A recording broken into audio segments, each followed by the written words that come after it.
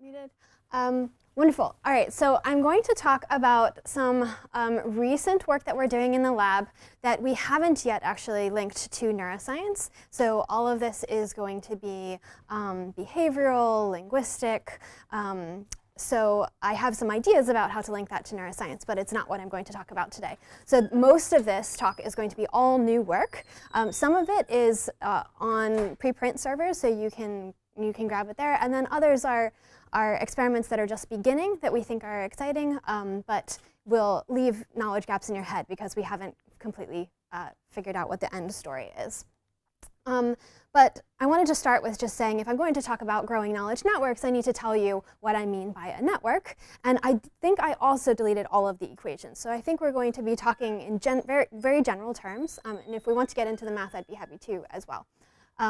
But in this case, let's say ideas or concepts or objects or emotions or metaphors may be nodes inside of a network, and then two, let's say, objects or concepts may be related to one another by edges or linked to one another by edges, and that edge may indicate some sort of undirected relation between the concepts or between the objects, or it could indicate a causal relation between the items inside of this network. But the idea is that we're going to separate knowledge into bits and the relationship between bits. And so then what do I mean by a knowledge network, not just a network itself? Obviously, there are actually many different kinds of networks, and we're going to talk about a few of these over the next couple minutes. One type of knowledge network would be understanding concepts in science, for example, and their causal relations with one another. So for example, here seasons are determined by the amount of sunlight, which then is determined by the length of day, which is longer in summer. These are relationships between concepts inside of science, and that would be a knowledge network about seasonal variation. Language is obviously also a network, and we can think about transition probabilities between phonemes or between syllables or between words that make up language. And then written text can also be viewed as a network as well. Many times written text is represented as a network where individual words are the nodes inside of the network, and then those nodes may be connected either based on semantic similarity or based on distance inside of the text. So these are each different ways in which we could think about knowledge networks. I'm actually going to start way back at the beginning of life when a child is a toddler, so we're starting between 16 and 30 months of age. And what we did here is that we tried to study how toddlers acquire the English language. We look at 541 English words that are produced by over 5,000 toddlers in that age range. We actually took a subset of the 500 words, of just 120 of them that are commonly produced by toddlers of age 30. At least 50% of the toddlers of age 30 produced each of these 120 words.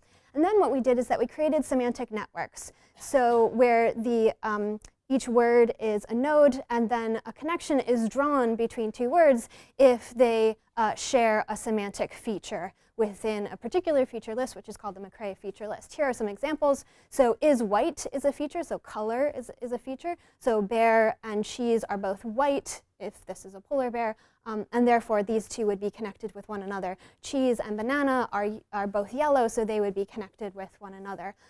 In this left-hand side, what I'm showing you is what we're going to call a knowledge gap. So this is where the toddler may not have any understanding of how bear and banana are connected with one another, but that knowledge gap can actually be filled once they can produce the word bus, because bear and bus are both large, so they're connected to one another, and then bus and banana are both yellow, so they're connected to one another. So this is what I'm going to call a knowledge gap, and those knowledge gaps can be filled by the production of a new word that shares a semantic feature with the other words that exist nearby to that.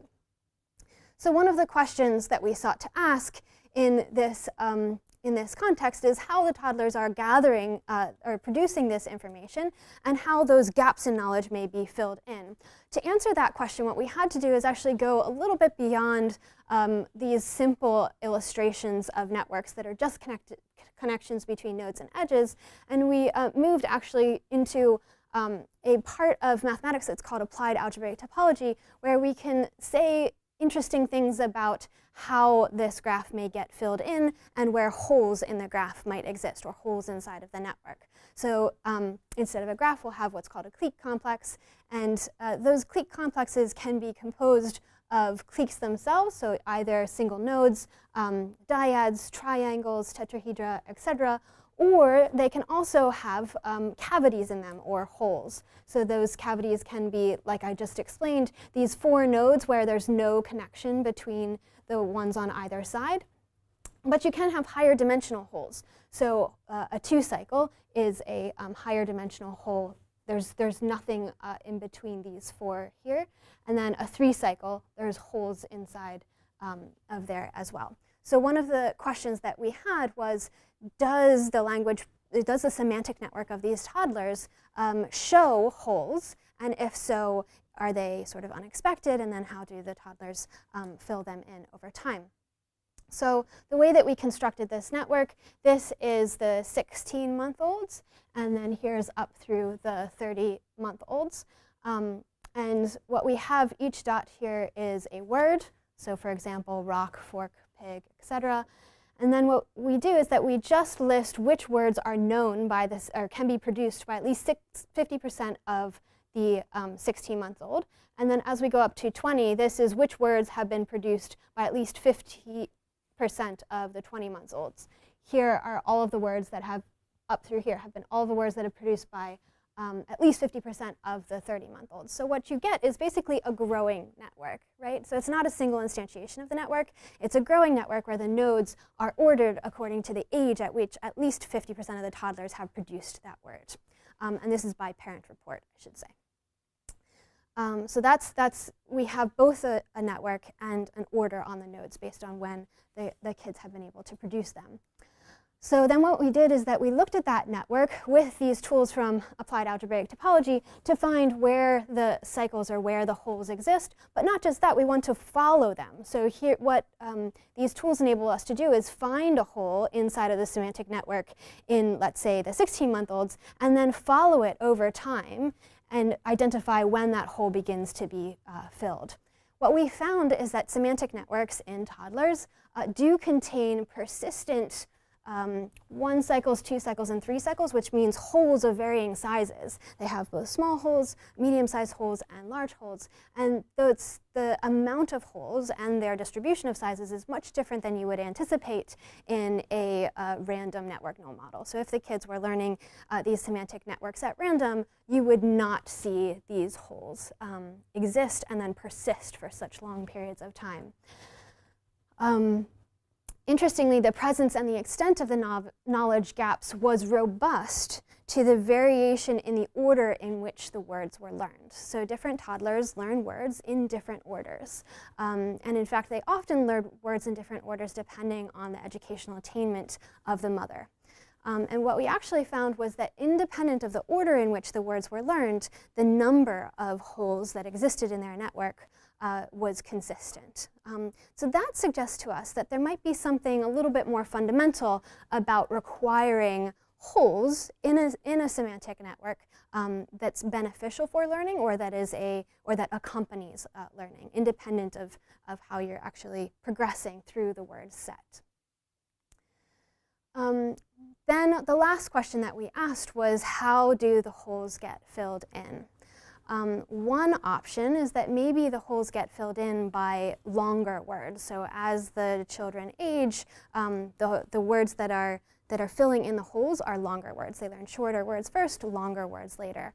And that's actually, we did not find that that was a good predictor of which words were filling in the holes. So it doesn't seem to be word length.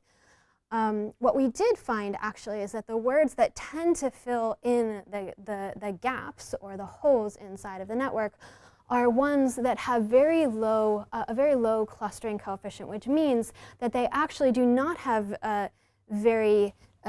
they do not have semantic features that are similar to the words around them. They tend to have semantic features that are consistent with this set and also consistent with this set. And those are the words that sort of come in at the end to fill in the gaps in knowledge. What that means is that semantic networks are not growing in sort of a very steady, regular way where you add a word that's very close by to a word that you already know.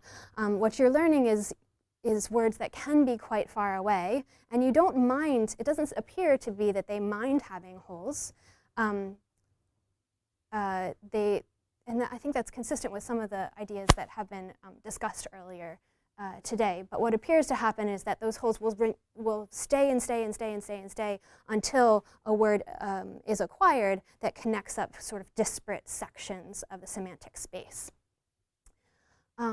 So that, I think, is an interesting way to think about defining and quantifying knowledge gaps inside of an individual's vocabulary. And one question that we have is whether that sort of process could be applied to semantic networks of older individuals, not just in toddlers, but to understand how we may fill in gaps, and potentially how the way in which we practice curiosity may help us each to fill in gaps, perhaps in different ways.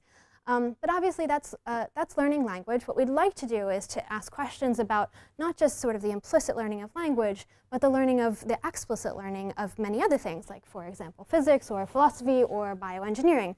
So are there ways for us to think a little bit more about how we may be learning new concepts as adults? And to do that, we've asked the question of how do we learn.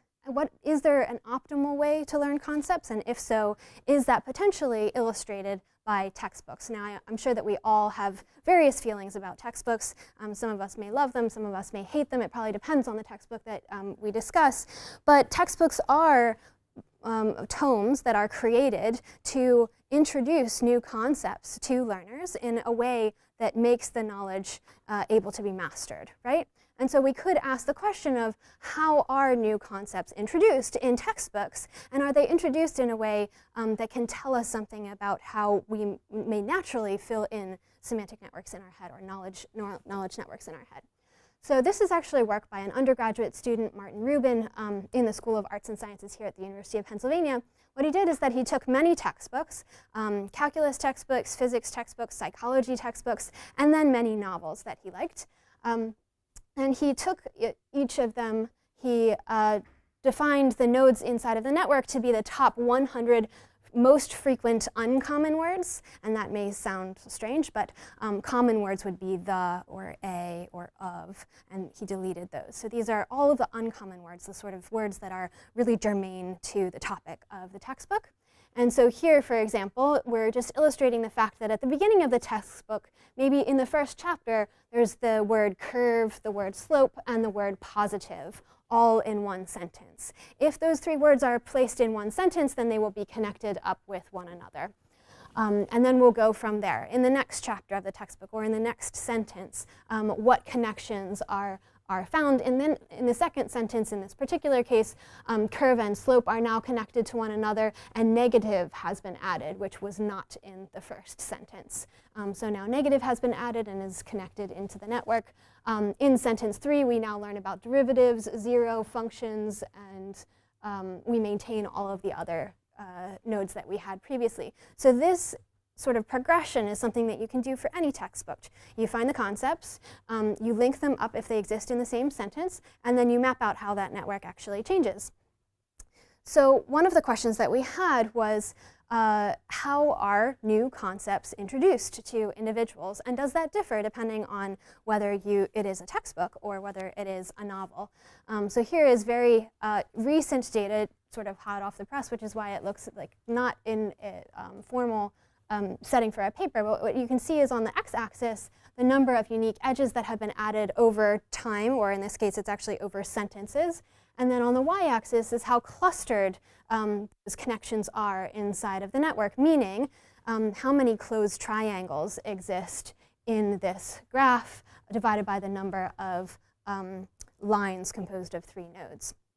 And so what you see is that math in blue, physics in red, and green, psychology in green, all tend to have sort of higher clustering coefficients as a function of the number of unique edges than novels, which is this big purple section here. What that suggests is that new concepts are being introduced in direct connection with past explained concepts, and that that's not something that necessarily happens in a novel. Why would that happen? I think that that might be happening because the concepts that are being introduced are semantically quite different, and they are sort of far away in knowledge space, if we can define spaces inside of knowledge. And therefore, one potentially optimal way of introducing them is to explicitly connect them to something that you already know. And that's something that we're following up on to define how do we define the distance between concepts. If we created this same network using semantic similarity instead of distance in a sentence, do we see that these new concepts are quite far away semantically, but they're presented close by in physical space in the sentence to make it optimally learnable? So those are sort of the open questions that we are asking there. So intuitively, you might hypothesize, I think, that the degree of clustering in the word or concept presentation is important, and that would be sort of shown by what we see in the textbooks, but that also these leaps into new spaces may potentially be important, leaving holes and cavities. And so we might imagine that there actually is something important about both. And I think it's important to ask the question of how can we study both sorts of things. So we decided to look at that combination, that potential trade-off between having local clustering of ideas and then having sort of distant spaces that you travel to a new concept. And for that, this is again work by an undergraduate, Lucy Chai, who is now a Churchill Scholar at the University of Cambridge. And she decided to look at 32 of our papers, scientific papers that we have produced in the lab. And she took not just the formal final paper, but she took all revisions of the paper from draft 1 through draft, let's say, 26. I think of those 32 scientific manuscripts, one of them had 3 drafts. Most of them have more like 20. And the highest one in this particular case was 26 drafts. I was funny, anecdote time. I was showing this to a faculty colleague the other day, and he said, "What, you only have up to 26 revisions of your papers? We usually have 100. And I thought, oh, the poor graduate students. But anyway, sort of depends on exactly how different each of the iterations is. But to ask questions about local clustering and these sort of long-distance jumps, both of which I think are important for learning a new content space and also for translating a new content space to the community, which is what we try to do in scientific papers, is this idea of what's called Rentian scaling. So in Rentian scaling, what you're trying to understand is whether there is fractal hierarchically modular architecture inside of your graph. So here's a little graph. What we do is that we lay down boxes of various sizes, randomly sized boxes. We count the number of nodes inside of the box, and we'll call that n. And then we count the number of edges that traverse the boundary of the box, and we'll call that e. If these two objects scale with one another in log-log space, then we say that the system displays Rentian scaling. And if they do not scale, then we say it does not show Rentian scaling. So Rentian scaling is intuitively just a measure of the network complexity that's very present in space-filling, fractal, and hierarchical networks. So what Lucy did is that she chose the nodes in these networks to be unique words that were present in the introduction of our papers, and then the edges would indicate the minimum distance between any pair of words. So if the minimum distance was 2, meaning 2 words happened at least once in the introduction right next to one another, then the distance between them would be 2. And she did that for all of the different papers and for every iteration. And so here's an example of that exponent, Rentian exponent here. And then here's the iteration of this one particular example paper over 10 different iterations. And what you can see is a very strong increase in this exponent, indicating a change in the complexity of the underlying graph. On the right-hand side here, I have all 32 papers. And then what I'm showing you here is the similarity in the temporal trends of each of these papers. So you'll see that there's a cluster of papers here that all tend to increase in this complexity measure over time. Another cluster here that all tend to decrease in their complexity over time, and then a third cluster that seems to stay relatively stable over time. So that indicates to us that there are different trajectories taken by one of our papers in terms of the complexity of the semantic network in the introduction. Our question is whether there might be some sort of optimal level of complexity that indicates to us that this paper is ready to be submitted, for example.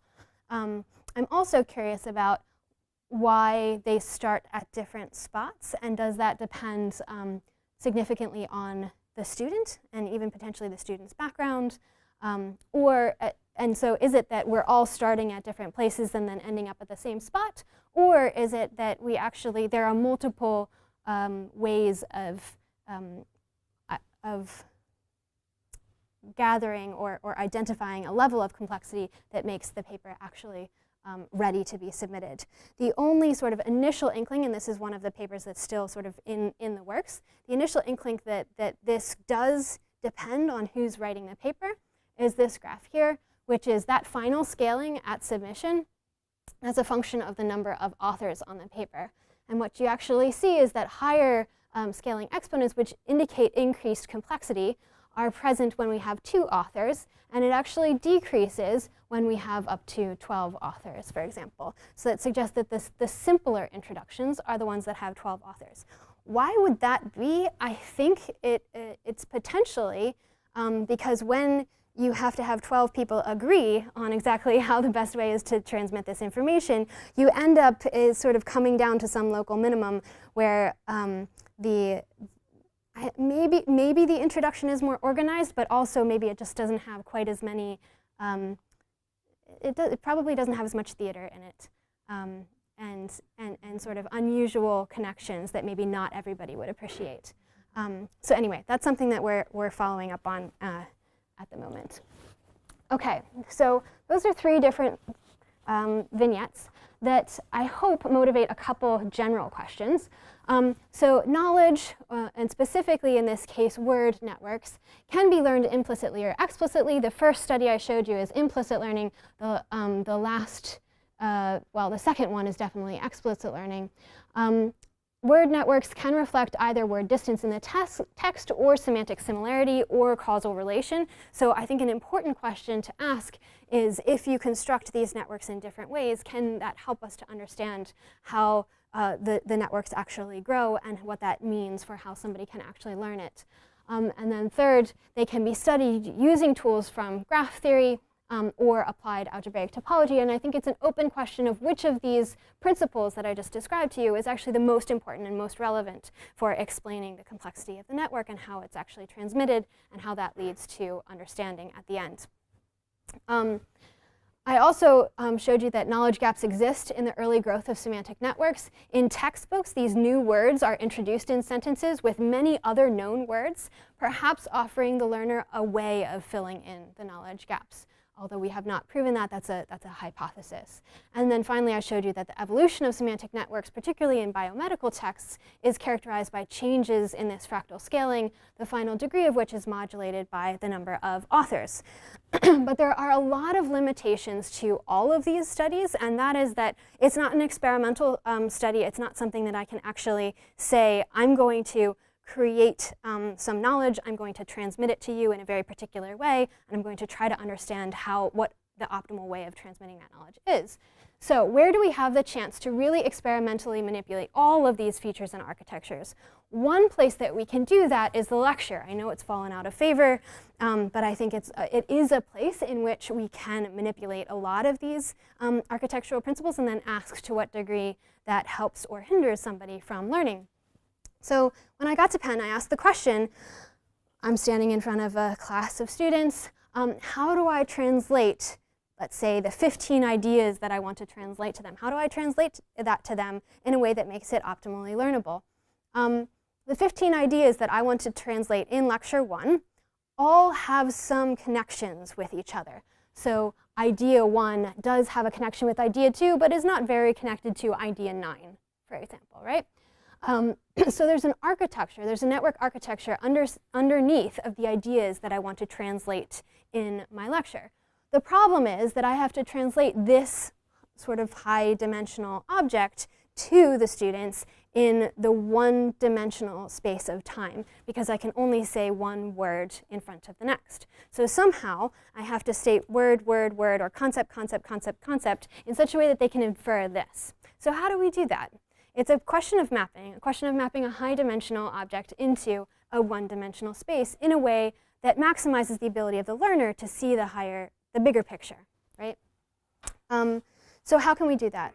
Well, one way that we can do that is by basically translating this into a transition probability matrix, which means here is my first idea, there's a certain probability of moving to here, another probability of moving to here, etc. I'm going to study the case in which all of those transition probabilities are equal. So every line here is equal. There's a 25% chance of going along each of the lines that actually exist. So transition probabilities are flat. And what I will do, instead of doing concepts, because that is a little bit hard, although we're trying to get there, I'm actually going to show visual images. And what I want people to learn is that there's an architecture underneath which images are shown. So what I do is I show them this image, and then with a 25% chance I move to this one, and with a 25% chance I move to this one. So they are just shown a stream of visual images for 35 minutes. It's a really exciting experiment. Each image is shown for 1.5 seconds, and their cover task is to detect whether the image is rotated or not. So they've seen these images just before in a pre-training experiment, just so that they know what's right way up and what's rotated. So that's what they're doing. So this is what it actually looks like, just image after image after image after image after image. We don't tell them that there's a network underneath of it. All they see is a stream of images. This stream is actually taken from the same graph, but we're walking on it in different ways. So we can take a random walk on the graph, which means we transition from one node to the next, just obeying the exact probabilities. We can take a Hamiltonian walk through the graph, which means I need to walk through each of the visual images at least once before hitting them again. So I actually walked through the entire thing before allowing myself to go to one again. And an Eulerian walk is when I have to walk through every edge at least once before I'm allowed to walk on it the same edge a second time. So obviously this is a very dense walk through the graph, this is a very sparse walk through the graph, and this is middling. So what we actually found is that there's this very strong learning effect. We call it a surprisal effect. It's going to be different than the way surprise was used in Slet's talk.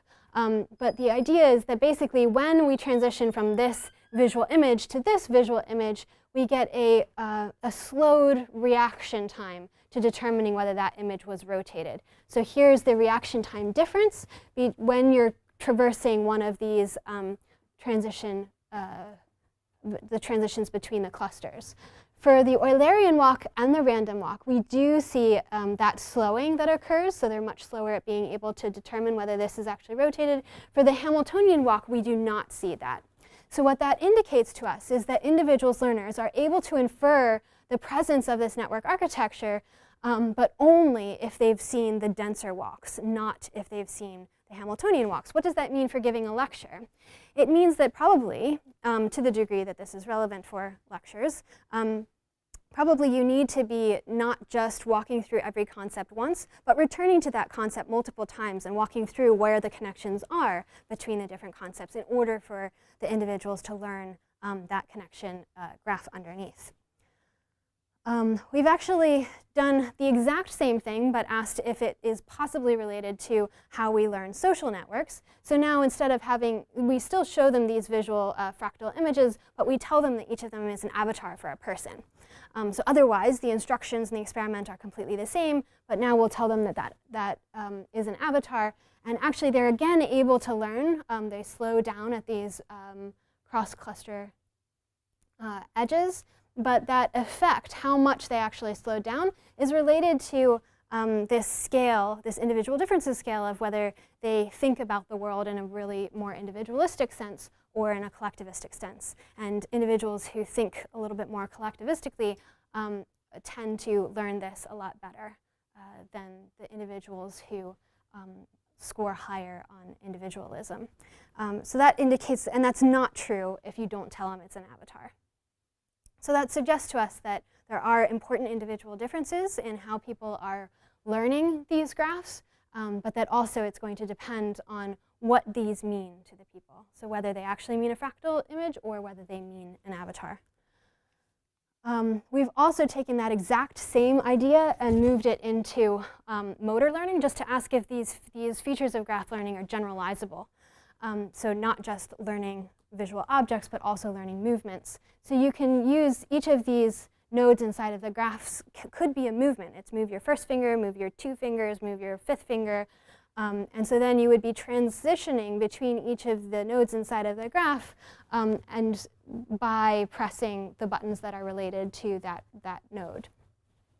What's really nice is that because we have 5 fingers, there are actually 15 combinations of 1 or 2 fingers. And so this maps really beautifully onto the 15 here. So we can just do it with 1 hand and with 1 or 2 finger combinations. And people are again able to learn, they slow down at that the cross cluster edge. But what we also did is that we went a little bit beyond that to ask the question of, can people not only learn this graph, which I just showed you, but can they learn a lattice-like graph, or sorry, yeah, a lattice-like graph or a random graph? And are individuals potentially better at learning one kind of graph versus another?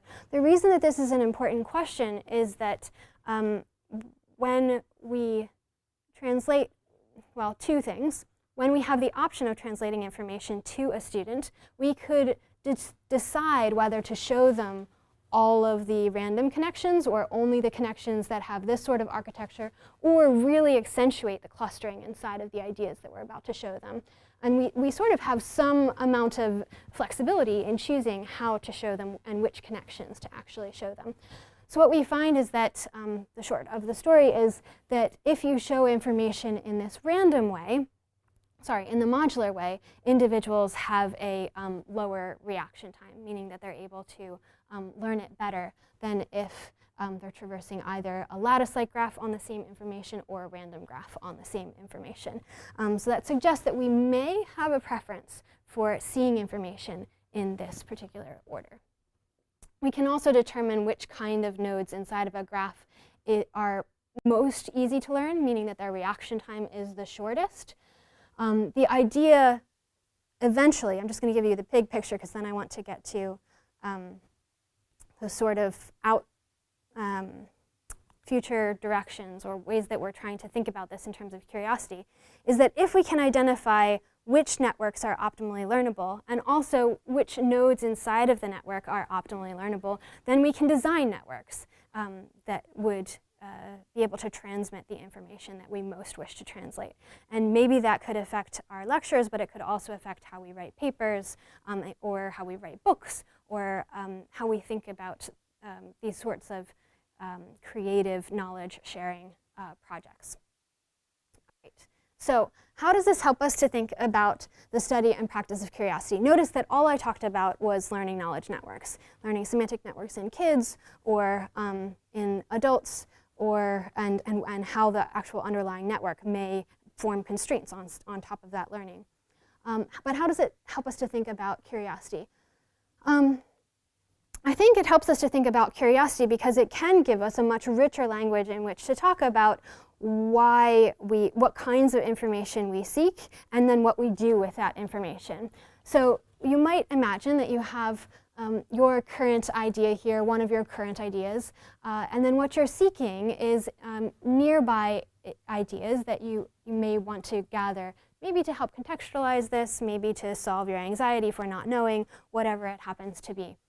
And the question is, how do we actually choose where those are, and then what do we do with them? So we might choose the ideas to be relatively close by in potentially semantic space or in knowledge space, or maybe we would like to choose them to be farther or farther away. And that may depend on who the person is, right? So some individuals, I'm very interested in individual differences in curiosity. Some of us are curious about relatively locally new information, and others of us would really prefer to have something drastically different from what we already know. And some of us are in between. But in any case, I think that each of us has a preference for the size of the leap that we wish to take, to get the new piece of information. And then we also have individual differences in what we hope to do with that additional information. So some of us really like to just gather the new information and stick it in a bag, a little bit like trivia, right? So anyone who likes trivia, you like to collect lots of different bits of information. You don't necessarily always put it in context, or at least complete context, not extensive context. You really like the individual bits. There's something about having individual bits of facts around that you like. Others really want to know how those new pieces of information relate to your existing knowledge. And then others are not just happy with that, but also want to know how all of the new pieces of information are related to one another as well. And they're really only happy if they're creating very dense webs. And we also prefer these in different times in our life as well. So the networks that we build can be then quite different, right? So these knowledge networks that sit inside of our head could be really different depending on which of those characterizes us. So here is a person's knowledge network who says, I want all of the details and I want to fit them into my body of knowledge, so I'm going to close every single triangle, right? I'm going to know how each of these different ideas relates to one another. This person doesn't mind having some gaps in knowledge. This person doesn't mind having even more gaps in knowledge. And this person says, spare me the details, I just want to get the gist. And as I said, each of these could be characteristic of us in different time points. But I think the big question that I want to address is, how does that happen in time? So all of the networks that I showed you are not single instantiations of a network. They're all growing and changing networks. They're either changing over revisions, or they're changing as the toddlers learn language. They're constant, or they're changing as the textbook actually, finishes. So I want to know how that happens, and how that happens for different individuals when it's a self-propelled curiosity. So obviously there could be the person who, let's see here, these are three different people: the gray person, the pink person, and the yellow person. The gray person really likes very, very new ideas, so they're searching for something that's very surprising, very unusual, and that initially they cannot actually connect to anything that they currently know, right? And then what they do is they take a process back and they say, well, here's this completely new piece of information. I have no idea how to put it into my knowledge network, but I'll figure out how. And then they'll backtrack. But they're really propelled by finding that thing that they just really don't understand and don't have any way to place inside. And it's actually the growth backward that motivates them the most. This person is the person who really likes to steadily build. They like to gather new information, but it has to be in roughly the same distance that all of their other connections have been made, and it has to be able to be tacked on to their existing knowledge space immediately. And then they just continue building. So their knowledge network has a very, very regular pattern. It can have some holes in it, but it's always like the same size of holes. And then this person likes to gather a new piece of information that can be connected to something that they already know. So it causes them too much anxiety to have something that they can't place. And then they want to understand more information around that. And so they end up constructing these networks that jump and then build a little piece of knowledge, and then jump again and build another little piece of knowledge. So different people, as you can think probably even in your life, can be characterized by these different processes, and these are not the only three. They're just three that are quite different. So I think some of the basic questions that we want to ask are, what is the network architecture of very curious thought? How are those networks built up over time? And then is there eventually a map between curious thought networks and flexible brain networks? So how do questions or processes like cognitive control and attention and others relate to how somebody actually builds this, particularly in terms of individual differences? So you might all, every time I see Ernst Haeckel's Radiolaria, I think about curious knowledge network building, because I think that there are different individuals who build their knowledge networks in very different ways, either really filling out all of the bits of information that are close by, or being very happy and in fact searching for these large gaps, or both. So in some of these, you'll notice that there are distributions of gaps. So it's not that necessarily we want just one size of gap in our knowledge network, but we want distributions of gaps. We're happiest when there's a combination of local clustering of knowledge and these gaps. And so I think thinking about curiosity in terms of networks gives you a language where you don't have to choose it's this size of the gap that I really want to find, or that I'm searching for information this distance away, but actually it's some general architecture that we prefer as people, and it's a pretty complex architecture, and it has some local heterogeneities that are characteristic of us. So anyway, that's what we're currently doing. If you're curious and close to Philadelphia, we do have this study called Knowledge Networks Over Time, where if you'd like to participate, we would love it. This is a year-long study that we're hoping to complete, where we actually watch people's knowledge acquisition over time and then try to study what that means for the network architectures of what they prefer. So that's all I had to say. Here are the individuals who are really important in the work that I showed you, and obviously the people who funded the work as well. And then I think we still have time for questions.